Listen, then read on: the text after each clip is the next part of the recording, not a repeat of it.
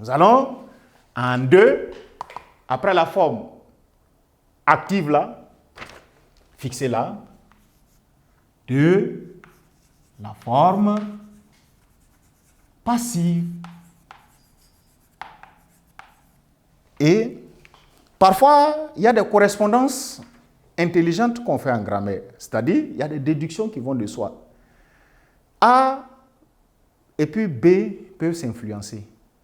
Pour revenir dans un français facile, si une phrase, n'est-ce pas, est dite à la forme active, seulement lorsque son sujet pose une action, vous allez vous rendre compte que dans la phrase passive, le sujet ne pose plus d'action. Alors, s'il ne pose pas d'action, on dit la plupart du temps, le sujet subit l'action.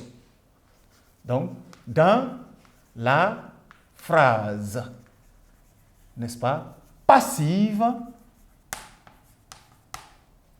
le sujet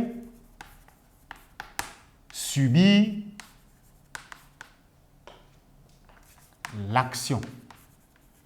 C'est bon de faire un arrêt ici. Quand on dit le sujet subit l'action, dans le sens de subir, ne vous attendez pas, par exemple, que dans cette phrase, l'enfant soit maintenant capturé par l'oisillon. Non, non, non. La signification en grammaire n'est pas dans ce sens. Ou bien, dans cette phrase, que le pêcheur attrape un gros poisson, que maintenant, c'est le gros poisson qui se met à attraper le pêcheur. Subir une action ne va pas dans ce sens. Lorsque le sujet ne pose plus l'action, on va considérer en grammaire qu'il subit cette action. Donc voilà pourquoi on dit dans la phrase passive, là, le sujet, il ne pose plus d'action. Comme il ne pose plus d'action, on va considérer qu'il subit l'action. Et nous allons voir pourquoi c'est comme ça. Un exemple,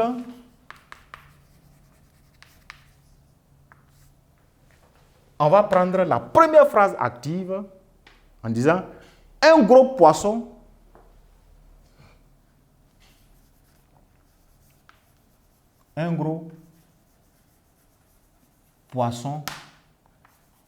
est attrapé par le pêcheur. » Voilà. Voilà une phrase dans laquelle cette règle-là, elle est expliquée. Un gros poisson est attrapé, cette fois par le pêcheur. Dans cette phrase, le sujet actif, le sujet qui était dans la phrase active là, regardez, il se retrouve à la fin ici maintenant, pas le pêcheur.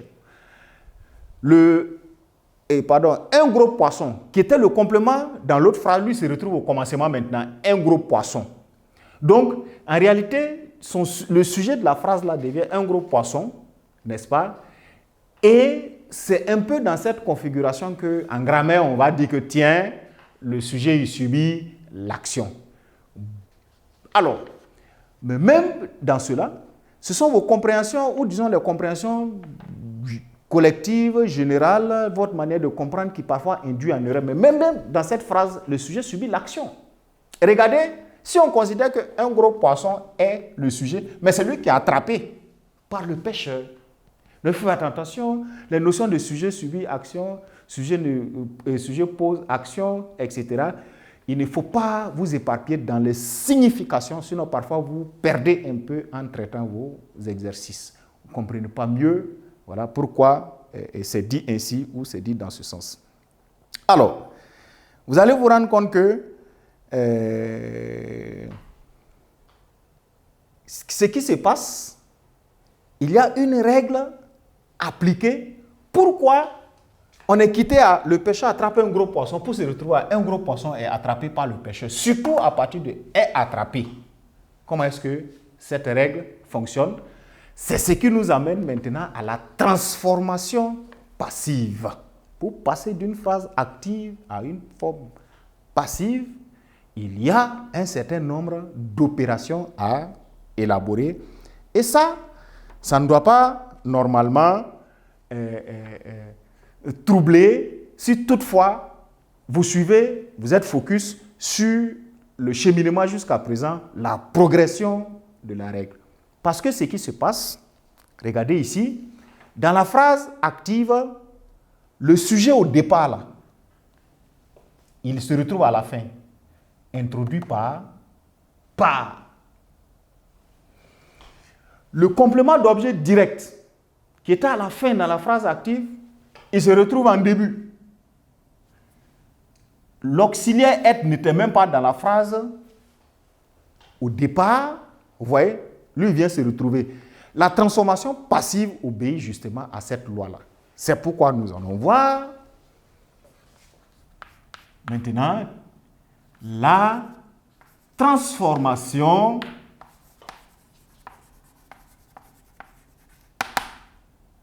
passive. Qu'est-ce que ça veut dire?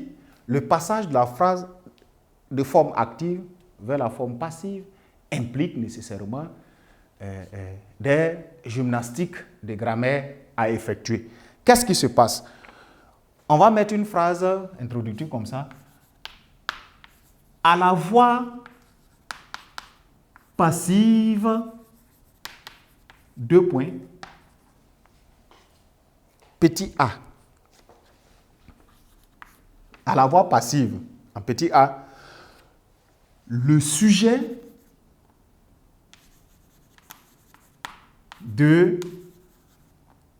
la phrase active devient un complément d'agent. Abrégé en français, CA. Voilà. À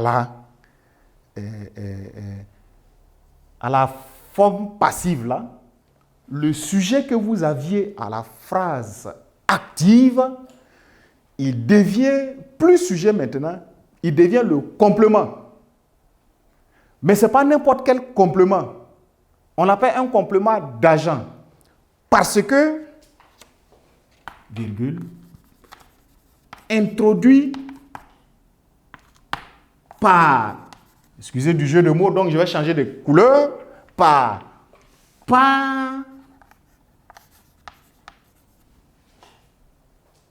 ça peut être aussi de,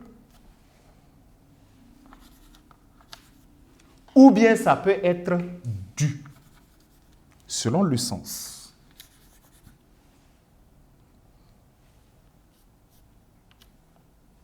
Voilà. Et dans cette phrase, dans l'exemple là, le français qui est exprimé en petit a ici là, vous regardez, le pêcheur était le sujet actif, non? Il est devenu par le pêcheur. Et ici, il n'est pas introduit par n'importe quel mot. Par le pêcheur est introduit par. Voilà. Et un complément introduit par dans une phrase passive a pour fonction complément d'agent. Il s'appelle complément d'agent. Petit b. Ce qui se passe en b, le complément d'objet direct, lui, devient le sujet. On va dire le complément d'objet direct devient sujet. Qu'est-ce que ça veut dire? C'est-à-dire, à la forme passive, là, le complément d'objet direct de la phrase active devient le sujet. C'est ce qui fait que, remarquez, c'est lui qui commence la phrase. Un gros poisson est. Voilà. Cela étant dit, en petit c, en c, maintenant, vous vous rendez compte que, tiens, il y a quelque chose qui s'est passé ici, dans est attrapé.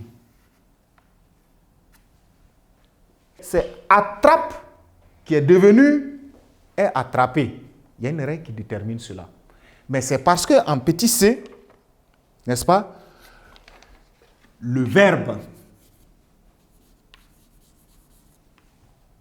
de la voix active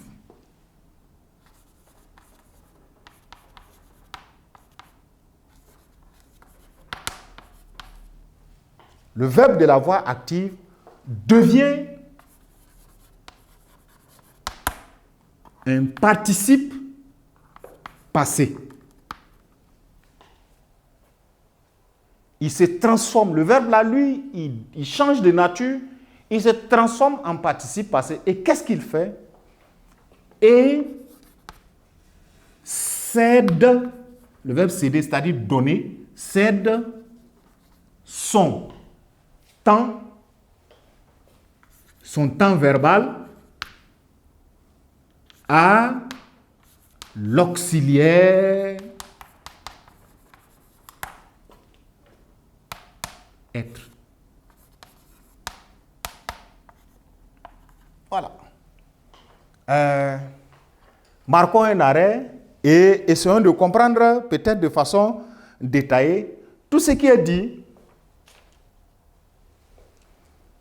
C'est-à-dire, pour pouvoir venir à la forme passive, quitter à la forme active pour venir à la forme passive, voilà la transformation qu'il faut opérer. Ça obéit à une sorte de schéma. D'accord?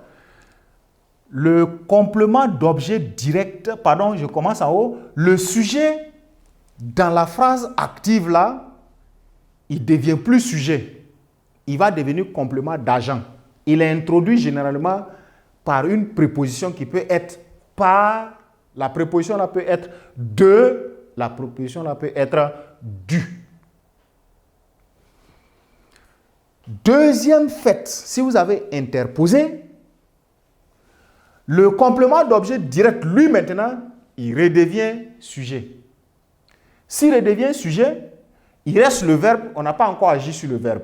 Il faut analyser à quel temps est conjugué le verbe de la phrase. Parce que ça sera déterminant. Si vous remarquez très bien, attrape est troisième personne du singulier au présent de l'indicatif. Vous voyez pourquoi il fallait balayer toutes ces notions de temps avant d'arriver à ces éléments-là. Personne n'est étranger au présent de l'indicatif, n'est-ce pas? Le présent de l'indicatif va céder, n'est-ce pas? Ou en tout cas, l'auxiliaire être va prendre ce temps-là. C'est ce qui fait que vous avez vu que dans la phrase, l'auxiliaire être est conjugué à la troisième personne du singulier. Parce que il ne prend pas n'importe quel temps, il prend le temps du verbe qui est dans la phrase active. Comme l'auxiliaire être a pris, lui, son temps aussi, en français facile pour expliquer, lui se retrouve en ce moment un participe passé. Et la somme donne est attrapée. Donc, ça veut dire que une phrase active qui est au présent de l'indicatif est attrapée, c'est passé composé, sa voix passive est le passé composé. C'est logique. Rappelez-vous, on l'a vu, le temps qui correspond dans les temps simples de l'indicatif, le temps qui correspond dans les temps composés au passé composé, c'est effectivement le présent de l'indicatif. Voilà pourquoi ces éléments-là, il faut parfois les organiser et ne surtout pas apprendre une notion et l'oublier. Ou ne surtout pas ne pas pouvoir faire la liaison entre une notion vue en conjugaison et ce qu'on va voir en grammaire ou parfois de vocabulaire à orthographe, etc. Les éléments vont de cette manière. La formule étant expliquée, la transformation étant expliquée, nous allons appliquer un exemple, d'accord, un exemple, avant d'arriver, voilà, à bien d'autres plus approfondis. Nous allons appliquer un exemple à cette phrase.